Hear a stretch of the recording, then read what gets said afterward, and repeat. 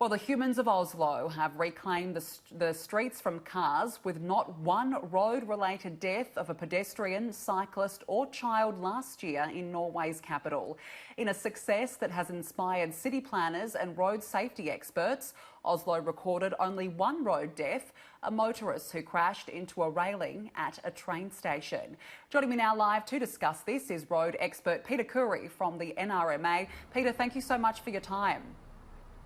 Good morning. Let's analyse this figure. Oslo's road fatality rate is 0.1 deaths per 100,000 people. That seems like an extraordinary figure. Well, it is, but probably won't come as a huge surprise to Norway. In fact, Scandinavian countries have largely led the way on road safety now for a number of years. Norway was the Scandinavian countries that set the towards zero target, and you know, at this rate, they may well get there. So it is obviously very positive for Norway, for Oslo. And there are some lessons for the rest of the world here, some lessons. But certainly it is a demonstration that if governments continue to set targets and work towards them, hopefully we can see better outcomes for road safety. Well, let's talk about this, because Norway introduced a plan to reduce the speed limit for cars, reduce parking opportunities in the city centre, built more speed bumps, closed certain streets to car traffic. Is this clever forward planning, do you think? Good investment? Look, nothing in that list is necessarily new. Some of them would work unique to Oslo compared to other cities like Sydney. And it's really important that when you look at the driver behaviour within Oslo, that you look at it in the broader context of the rest of Norway. And the same would apply, for example, here in Australia. So the way people drive in Sydney, you can't isolate that to how the rest of the country gets around, because as we know, our road network is all connected. But certainly some of those initiatives that have been introduced in Oslo, improving public transport, giving people the option of leaving their cars at home, separating cycle paths, have no doubt made a difference. We've started to do similar things here in Sydney. We've seen a significant increase in public transport investment. There have been significant changes to the CBD with the opening of the light rail earlier this year. So there are things that Oslo has done that Sydney is doing, and indeed other parts of the country. And when you look at it in the broader road safety context, hopefully it will deliver better outcomes. And how can Australia learn from our international counterparts? Well, I think the important thing to do when you're talking about road safety is we should never stop looking for best practice. And that's what jurisdictions here in Australia do internally.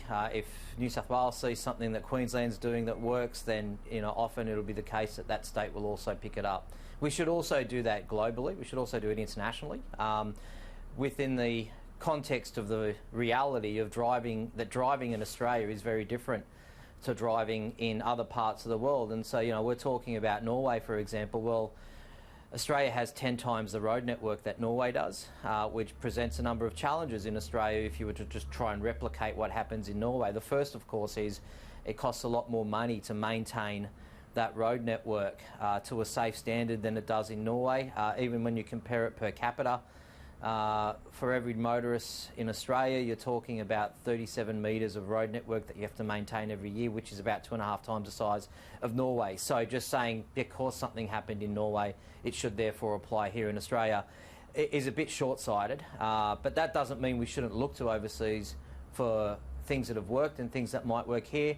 The article that you were talking about earlier refers to advertising campaigns and education campaigns, and certainly if there are lessons to be learnt from Norway around how we promote road safety, then we should adopt them here for sure. Do you think that our educational campaigns need a revisit, particularly given the New South Wales road toll, for example, was 358 in the year to November 2019? We see a lot of signs saying slow down, drive safe, don't use your phones. But is a message not necessarily getting across?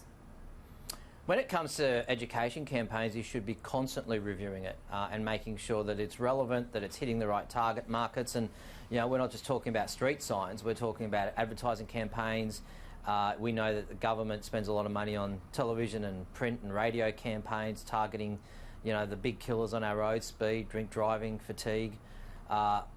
using your mobile phone is now a new concern that we also have, drug driving. So making sure that your education campaigns are relevant, that they're hitting the demographics that are most at risk, that you're targeting the right media outlets, that you're using variable messaging signs effectively on the side of the road. There's any number of channels and avenues by which you should be constantly looking to improve education. Social media is another good one. So, you know, in some cases the shock and awe might work, in other cases humour might work, in some cases reinforcing with positive messaging might work. So you've got to get your mix right, you've got to make sure that the education campaigns are relevant and that the demographics you're trying to reach are actually listening to them and absorbing the messaging. Peter Khoury from the NRMA, appreciate your time. Thanks for joining me this morning. Cheers.